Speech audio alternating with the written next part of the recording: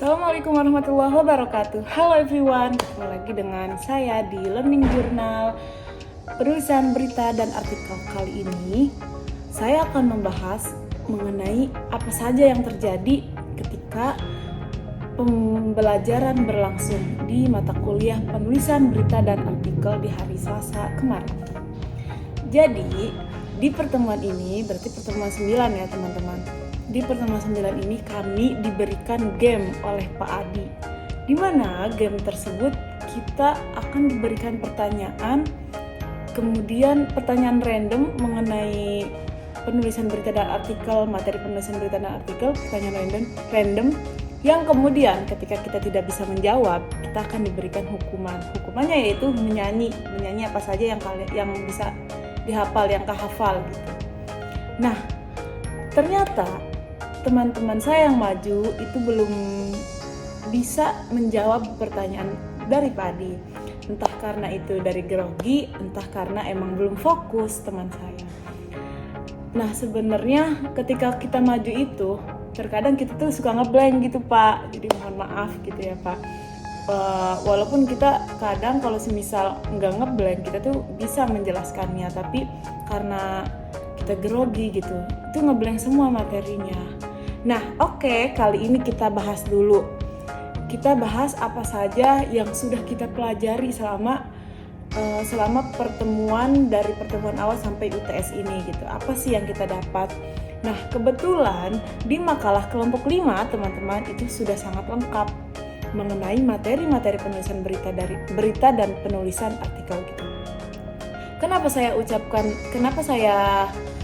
sangat percaya bahwa di kelompok 5 ini lengkap materinya? Karena di kelompok 5 ini kita dikasih judul dengan pengenalan mengenai makalah, artikel, opini, penulisan berita, kemudian feature gitu. Nah, di situ makanya sangat lengkap banget. Jadi kalian kalau mau belajar lagi, mutolaah lagi tentang penulisan berita dan artikel, kalian bisa lihat di makalah kelompok 5. Kebetulan itu juga makalah kelompok saya sendiri.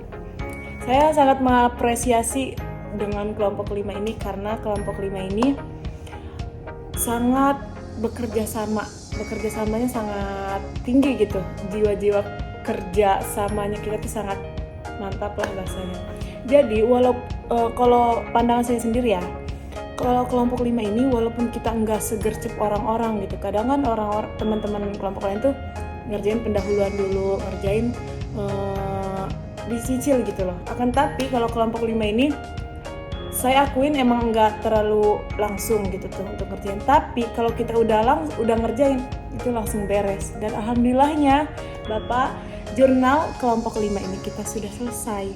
Akan tapi belum kita ACC-in ke Bapak, maksudnya kita serahkan ke Bapak gitu untuk dikoreksi belum. Tapi kita udah selesai Bapak jurnalnya gitu. Kita juga sudah sesuaiin ke rumah jurnal yang akan kita publish juga gitu. Itu di kelompok 5 kami sudah selesai. Oh iya, kita bahas dulu. Jadi di makalah kelompok 5 ini teman-teman membahas tentang pertama adalah artikel. Nah, apa sih artikel itu? Jadi artikel itu teman-teman adalah sebuah tulisan yang menyajikan pandangan individu terhadap isu-isu yang aktual atau kontroversial yang memiliki tujuan untuk memberikan informasi, kemudian meyakinkan, dan juga menghibur.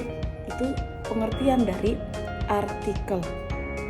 Kemudian berita, ada juga kan materi tentang berita. Jadi berita itu adalah suatu peristiwa yang terjadi, yang aktual, yang harus ada unsur 5W 1H, yang kemudian dipilih oleh staf redaksi untuk dipublikasikan atau untuk di-up gitu.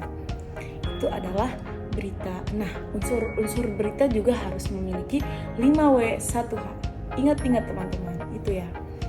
Jadi perbedaan artikel dan berita itu seperti ini teman-teman. Kalau berita itu harus mengandung 5W 1H, tapi artikel itu tidak harus. Boleh memakai 5W 1H atau tidak juga boleh. Terus juga cirinya artikel itu penjelasannya lebih luas, lebih mendalam gitu.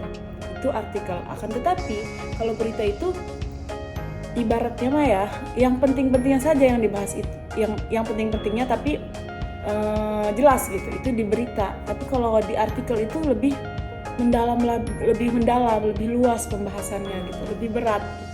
Itu artikel. Nah, itu perbedaannya teman-teman.